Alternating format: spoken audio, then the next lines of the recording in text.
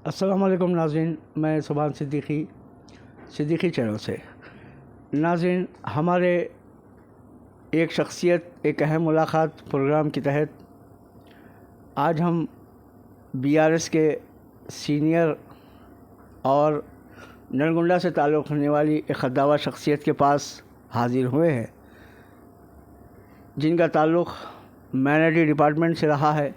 मेरी मुराद अनीस मुक़्तदिर साहब से है, जो कि अवामी मसाइल पर गहरी नज़र अपनी रखते हैं और कई एक डिबेट्स में आप अब तक हिस्सा ले चुके हैं और अपनी सोच और अपने विचार के ज़रिए लोगों को मुतासिर किया है। अब चूँकि हिंदुस्तान में वक्फ़ अमेंडमेंट बिल एक करंट इशू है, तो उसके ऊपर पूरे मुल्क हिंदुस्तान में बिलख़ुसूस तेलंगाना में ज़ोरदार एहतजाज दर्ज हो रहा है, लेकिन उसके बावजूद हुकूमतें अपने रवैये बदलने के लिए तैयार नहीं हैं। तो सबसे पहला सवाल अनीस मुक़्तदिर साहब से यही है कि मुसलसिल एहतजाज होने के बावजूद भी हुकूमत अपने रवैये को बदलने के लिए तैयार नहीं है, इसकी वजह क्या है? अस्सलाम वालेकुम साहब। अस्सलाम वालेकुम। वालेकुम सलाम। सुभान भाई, एक मानो में मेरे को तो लगा ये 30-35 साल का बेहतरीन सवाल आप करें। वाकई भी ये 30-35 साल से एक किस्म का बेहतरीन सवाल आप करें। थोड़ी देर ऐसा समझिए, वफ़ के बारे में जो एहतजाज हो रहा है, ऐसा समझिए हम 1992 बाबरी मस्जिद के लिए जाएंगे। वाकई बता रहा हूँ, उस वक़्त मैं गवर्नमेंट एम्प्लॉय था, बाद में रिज़ाइन करा मैं। बावजूद गवर्नमेंट एम्प्लॉय होने के हम भी वो एजिटेशन में आ रहे थे, रोज़ाना की गड़बड़ में हम भी चले जा रहे थे। मतलब एक हमारी दिली कैफियत थी। तो यहाँ आपको मैं समझाना ये चाह रहा हूँ, आपका सवाल इतना बेहतरीन है और आज की ज़रूरत का जो है आज की अहम ज़रूरत है। तो ये सारी चीज़ें लोगों के दिल से जुड़ी हुई है। आज जो हमारे साथ जो हालात है, ये थोड़ी देर के लिए हम कोई डेवलपमेंट के लिए लड़ रही, हमारे को दूसरे का हक दो इस वास्ते लड़ रही। मैं किसी का नाम लेने नहीं चाह रहा हूँ। वो 5% के लोग जो है असेंबली में 50% है, 2% के लोग असेंबली में 20% है, 10% के लोग पूरे इंडिया की 80% इकानमी पे कब्ज़ा करके है। तो हमारी मांगें ऐसी नहीं है कि हमारी जो परसेंटेज है, हमारा जो पॉपुलेशन है, इससे हट के हमारे को करो, ऐसी मांग नहीं है। बल्कि हमारी जो है हमारे साथ जो हुकूमतें पेश आ रही, कभी हमारी मजहबी मामलों में दखल दे रही, कभी हमारे विखार को ख़त्म कर रही, कभी हमारी मईशत को बिगाड़ना चाह रही, कभी जो है हमारे धंधों को, कभी हमारे कल्चर को ये करना चाह रही, कभी हमारे पहचान को डैमेज कर देना चाह रही। तो ऐसे वक्त में कोई सा भी आदमी, हम किसी की शिकायत नहीं करना, यहाँ पे किसी की शिकायत कर ही नहीं सकते हम। आदमी चाहे कैसा भी रहूँगा, ये तो खुद ही से उठ के आना चाहेगा। तो चाहे मुस्लिम पर्सनल लॉ की बात ले लो, क्योंकि हम फिर से बोल रहा हूँ, हम कोई डेवलप होने के लिए निकल रहे हैं तो दूसरे का हक मार पड़ रहा, ये अलग बात है। मगर हम खुद हमारी पहचान पे मार पड़ रहा, हमारी मईशत पे मार पड़ रहा, हमारे वजूद पे मार पड़ रहा, तो हम अब बाहर आ रहे हैं। तो दिल से आएंगे लोग।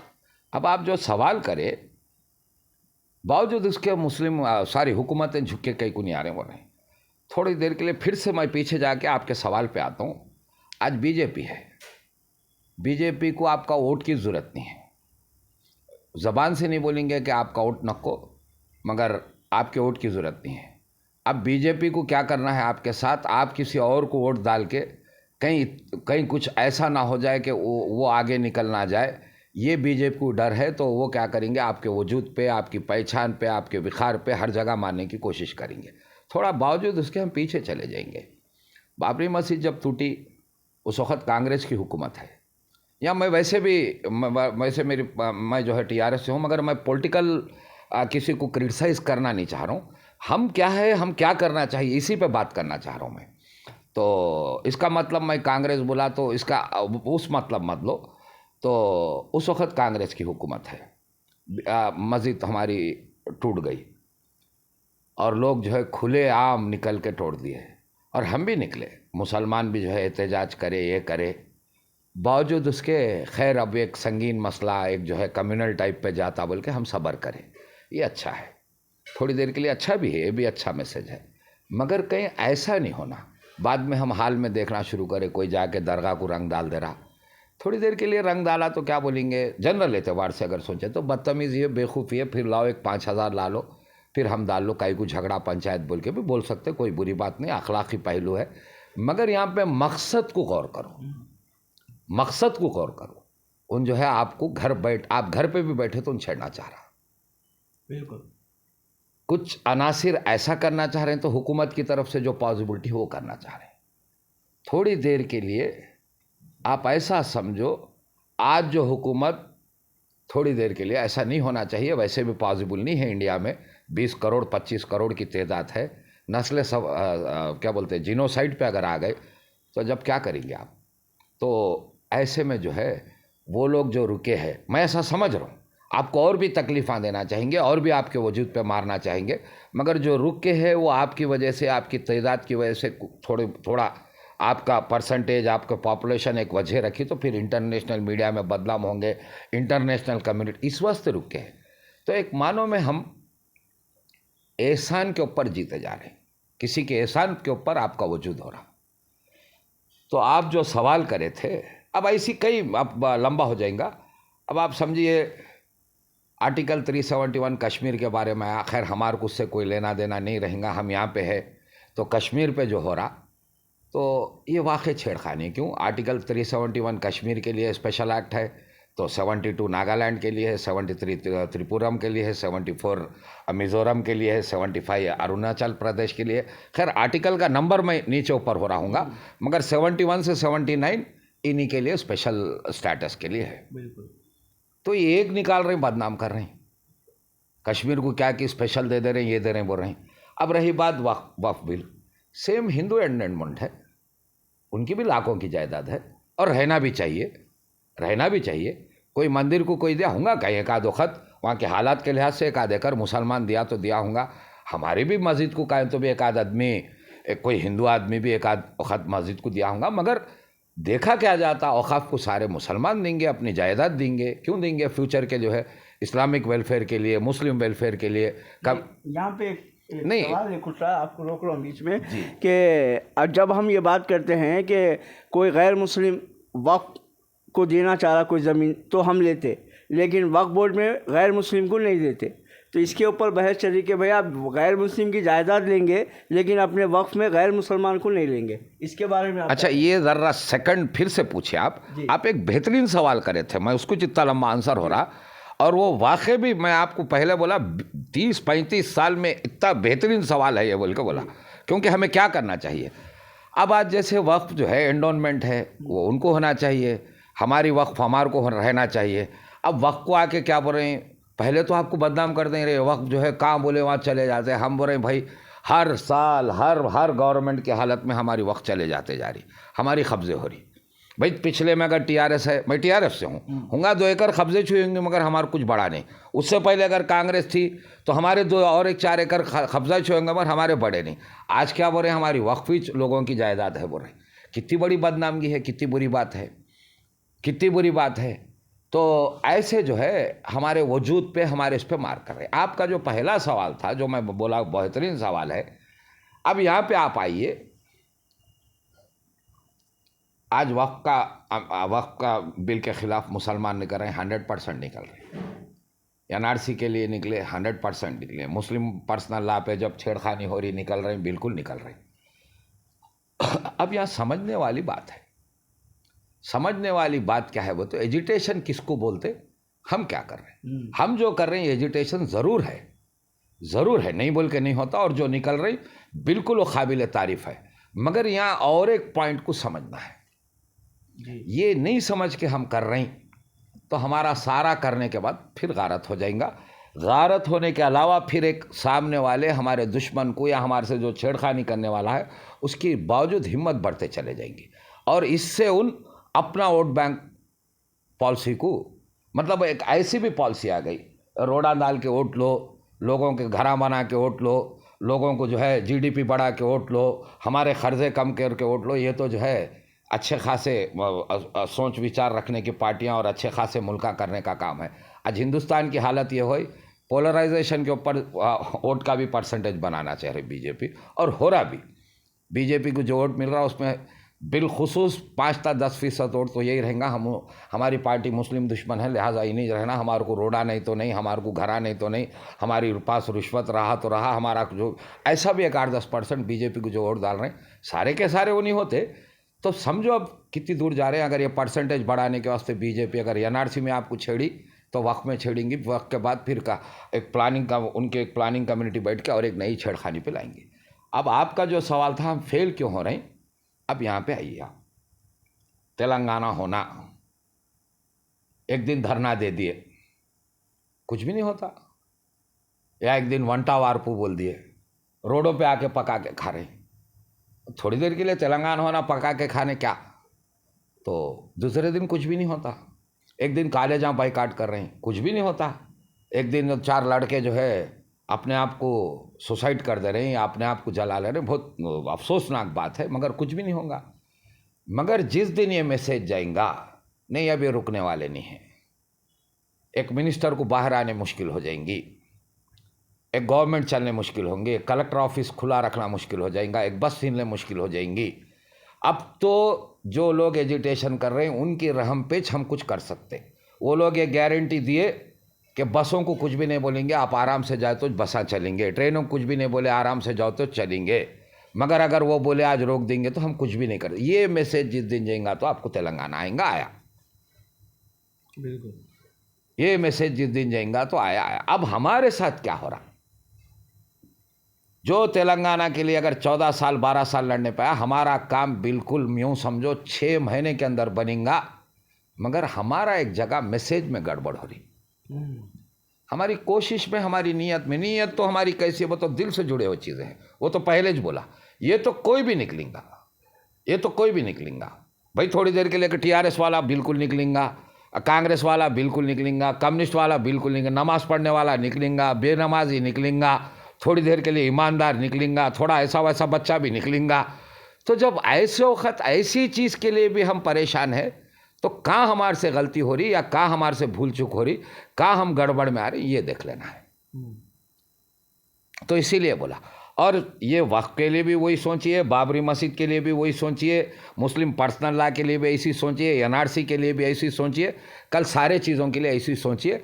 जब तक ऐसा नहीं सोचेंगे तो आपका कोई सा भी मसला होगा। अब थोड़ी देर के लिए मेरे को आप ये समझाइए, जवाब भी मैं देता हूँ। एनआरसी के लिए हम निकले जी, क्या बोली गवर्नमेंट, एनआरसी बिल वापस लेते, खैर हम फिर वही एहसान पे थे, ये तेलुगु देशम क्या करती, वो टीआरएस क्या करती, वो कांग्रेस क्या करती, वो जेडीयू क्या करती, कौन एंटी डालते कौन प्रो में डालते, इसके इंतज़ार में थे। अगर वहाँ पे जो है ला बनने के लिए कुछ एमपियाँ कम पड़े तो हम खुश हो गए, खामोश हो गए। मगर हम जो है हमारी छवि को, हमारे रोप को, हमारे क्या बोलना चाहिए, हमारे उसको हम बिठा नहीं सके। जी, सीधी बात है, हुकूमतों पे असरअंदाज नहीं हो सके। मुसलमानों के मत जाओ, वो किसी का 1 रुपया खाए नहीं, कभी जो है अपना हक, वो कभी किसी दिन 10% है तो 11% एमएलए होना नहीं बोले, वो लोग अगर 10% हो तो 12% जीडीपी हमारी होना नहीं बोले, कभी जो है ऐसी बात नहीं करे, अमन पसंद की बात करे, चैन सुकून की बात करे, मगर कभी हक तलब किसी का हक मारने की बात नहीं करे। अब ये तो मानेंगे, मगर साथ में फिर उनसे जो है हमारे को खौफ है, या वो उठेंगे तो खामोश नहीं बैठेंगे, ये कभी कोई गवर्नमेंट महसूस नहीं करी।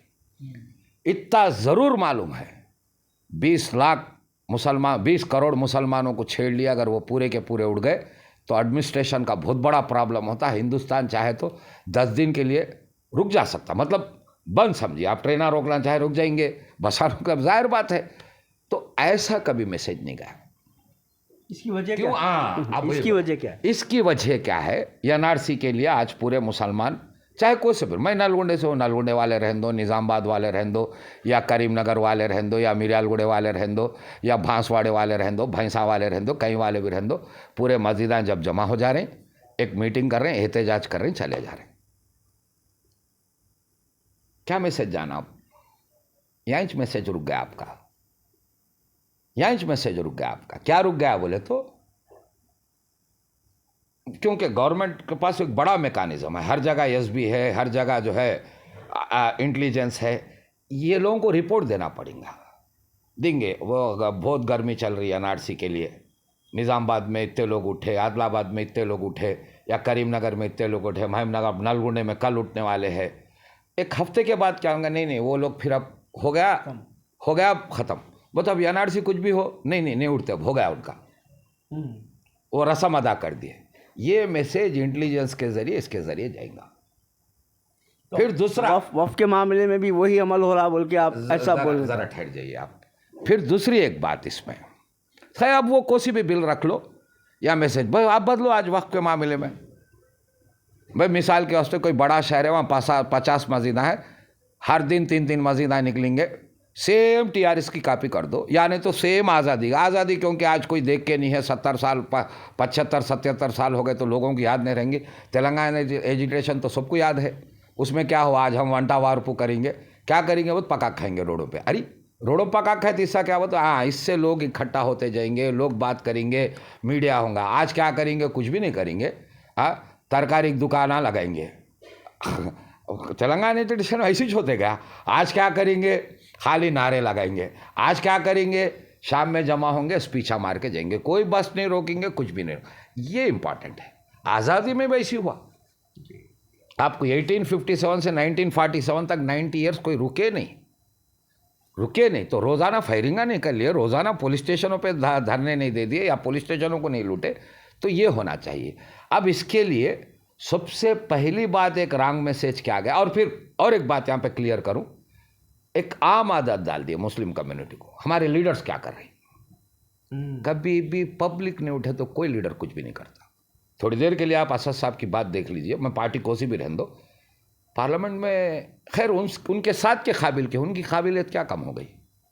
अब बताइए, कोसी सब्जेक्ट पे नहीं बात कर सकते, ये छोना है ना पार्लियामेंट में, उतना ही छोना है ना, मगर फिर बात करने के बाद काम क्यों नहीं हो रहा बोलो, तो ये पब्लिक नहीं है, उठ जाते नहीं है। या किसी को कम भी काबिल है तो आपके वैसे लोगों सब्जेक्ट लेके भी बात कर सकता ना, कोई बुरा नहीं है। तो पब्लिक में शऊर आना, पब्लिक बोला हम हासिल करे बगैर नहीं छोड़ेंगे, जब तक ये नहीं हुआ आपका कोई भी एजुटेशन ये नहीं होता। अब इसके लिए पहले बेसिकली क्या करना, पब्लिक का पार्टिसिपेशन में लाना, इन्वॉल्वमेंट में लाना। इन्वॉल्वमेंट में कैसा लाना, औकाफ आज आ गया तो औकाफ की एक कमेटी बनाओ, वो लोग करते रहो, नहीं, वो तो ज़रूर बनाओ। पहले एक मुस्लिम एसोसिएशन बनाओ, हर टाउन का, हर डिस्ट्रिक्ट का, हर इसका। फिर उसके बाद क्या करो, स्पेशल एसोसिएशन बनाओ, हमारे नौजवानों का एम्प्लॉयमेंट कैसा, इससे औकाफ से कोई ताल्लुक़ नहीं है ना, हमारा एजुकेशन डेवलप कैसा होना, इसका बना लो। उसको एक काम की आदत होती, ज़रूरत पड़े तो आप सीटी मारे तो 10 लोग आ जाते।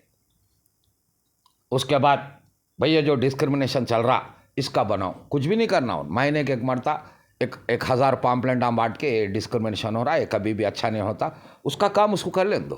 बिल्कुल, एक फुटबॉल एसोसिएशन बनाओ, एक क्रिकेट एसोसिएशन बनाओ, बहरहाल एक जो है एजुकेशन डेवलप, फिर कल्चरल एसोसिएशन बनाओ। साथ में कुछ चीज़ें हम कर लेने के हैं, जैसा थोड़ी बातें आपको आम रहती, सरदार में भीख मांगने वाले नहीं है, भीख मांगना उनके अंदर बैन है। तो फिर ऐसा सोचे, हिंदुओं में है बोले तो है बोलेंगे, मगर इसको ज़रा बदल के देखो, ज़रा तोड़ के देखो। रेडियो में है वो तो 1 पैसा नहीं है, बर्दाश्त नहीं करेंगे। नॉर्थ इंडिया में कायस्थ रहते, उन लोगों में है वो तो नहीं है, कतरी रहते, उनके अंदर है वो तो नहीं है, जाट रहते नहीं रहते, यहाँ का वेलमा है वो तो नहीं है। तो आप भी क्या करो, पहले आपका विखार को डैमेज मत होने दो। आप कितने काबिल हैं, आपके बगल में भिखारियाँ हैं, आपके बगल में बिकाऊ किस्म के लोग हैं, आपके बगल में मक्कार किस्म के लोग हैं, आपके बगल में वो है, तो आपकी काबिलियत फेल हो जाएंगी, आपका विखार, आपका असर, आपका रुसूख मार्क पड़ेगा। बिल्कुल। तो इसके लिए क्या करना, अब थोड़ी देर के लिए एक दूसरी टॉपिक पे जाके इस पे आएंगे। एक जगह मेरे को बार बार अफसोस होता रहता, नाउज़ बिल्ला कुछ कमीने जलील क्या करते, वो चप्पलों के ऊपर अल्लाह का नाम, या कुछ गंदे मैटों के ऊपर हुजूर का नाम, या वो क्या बोलते टिश्यू पेपर के ऊपर कुछ कलमे लिख दे के ये करते। उसको टिश्यू पेपर बेचना है, साथ में बदमाशी भी कर रहा। या इज़राइल की बात ले लो, ये तो सबको मालूम रहती, इज़राइल प्रोडक्ट्स बैन करो, ये बात करे तो ये मैसेज आते, बात करे तो उन कमीनापन करता, हमें मैसेज देते। हम ये नहीं बोलते इसका कोका कोला मत पियो, ये तो बोल रहे इसका कोका कोला बात की बात, आज हमारा कोका कोला आएगा, 20 करोड़ लोग हमारा जब कोका कोला हमारा पीएंगे तो ये पीएंगे और साथ में ये भी हम बिजनेस करेंगे, तो उन डरना शुरू करता। मामूली टिश्यू पेपर, मामूली टिश्यू पेपर 1.5 लाख की मशीन से टिश्यू पेपर बनता, मामूली टिश्यू पेपर भी कोई हराम का पन कर रहा। और मैं वाकई टिश्यू पेपर इस वास्ते बोल रहा हूँ, उस पर भी एक मैं व्हाट्सएप पे देखा था, तो कितनी बुरी बात। तो हम ऐसे तैयार करना, हम क्या करना, हम ये बोल रहे हैं। फिर ज़रा दूसरी टॉपिक पे आ जा रहा हूँ मैं, टॉपिक इधर उधर हो जा रहे हैं। बात करें कि मुसलमान एक हो जाओ बोल रहे हैं। आप ये बोल के देखो, काबिल मुसलमान बिकाऊ मुसलमानों से अलग हो जाओ, खुददार मुसलमान लफंगे लोगों से अलग, आप डेवलप हो जाएंगे। क्योंकि दर्द इसको रहेगा, इन जाएगा। आप जाके कुछ बात करने भी गए तो आपके साथ में एक बिकाऊ रहेगा, वहाँ आपसे बढ़ के हंगामा करेंगे, आपका माइक खींचेंगा, आपके सामने उन्हीं फोटो में आ जाएगा, उन्हीं चीखा मारेंगा, फिर दूसरे दिन वो जनसंघी के साथ बिकते हुए दिखेंगा। तो क्या मैसेज देना चाह रहे हैं? तो आप ये बोलो एक नहीं, इनको पहले अलग करो बोलो। तो अब रही बात, आप जो पहला सवाल करे थे, इसी सवाल के ऊपर आप जैसे आरएसएस और भी कई जमातें, और पिछले में हम बोलते, स्पेन की हिस्ट्री में बोलते कि हमारे पास साइंस थी, टेक्नोलॉजी थी, एजुकेशन थी, तो इसके सब जमातें काम करते थे। तो सेम तरीके से आप भी क्या करो, हर शोबे के, भाई एजुकेशन है, बेसिक एजुकेशन की एक बॉडी बना लो, उसके बाद हायर एजुकेशन की बॉडी बना लो, कंपैरेटिव क्या करना है बॉडी बना लो, भाई एजुकेशन को डेवलप करने, कॉम्पिटिटिव उसके वास्ते सपोर्ट कैसा होना इसकी बना लो। अल मुख्तसर एक शहर के आपके एक शहर का 25,000 का पॉपुलेशन है, उसके काबिल 5,000 लोगों को इसमें इन्वॉल्व करने की कोशिश करो।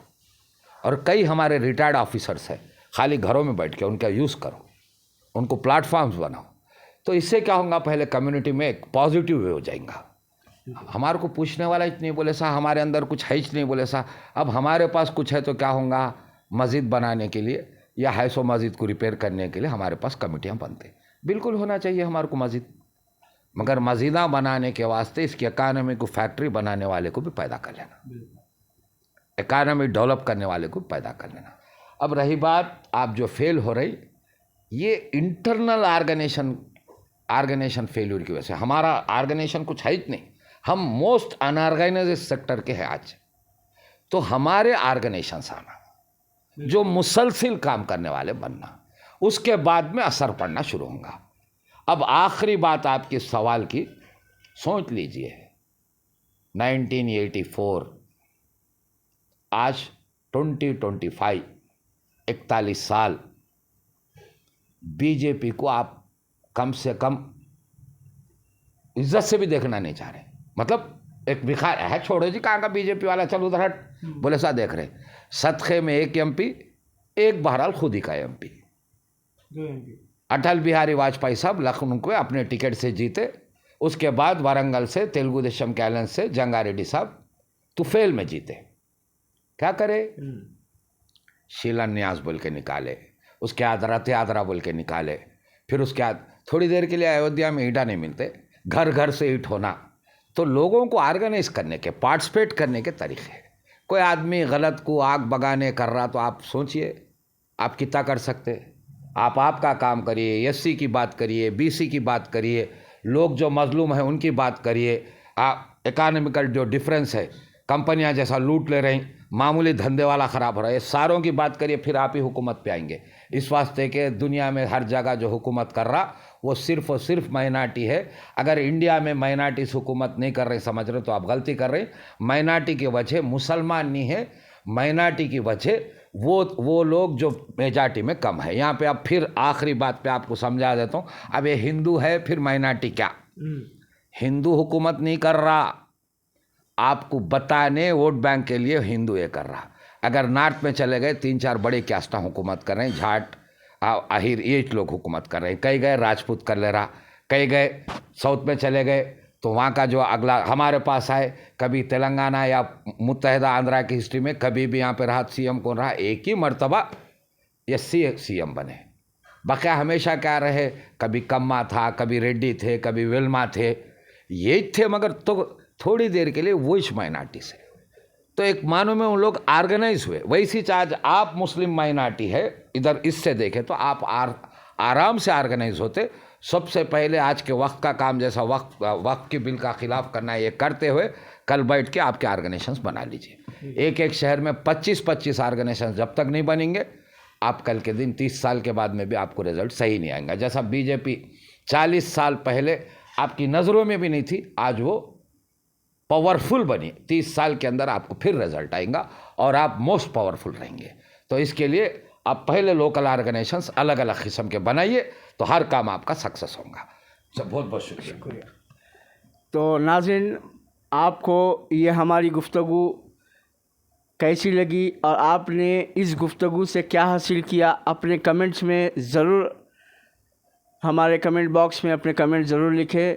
और इंशाल्लाह फिर किसी अहम मौजू के साथ आपके साथ मुलाकात करूँगा। अस्सलामु अलैकुम वरहमतुल्लाहि वबरकातुहू।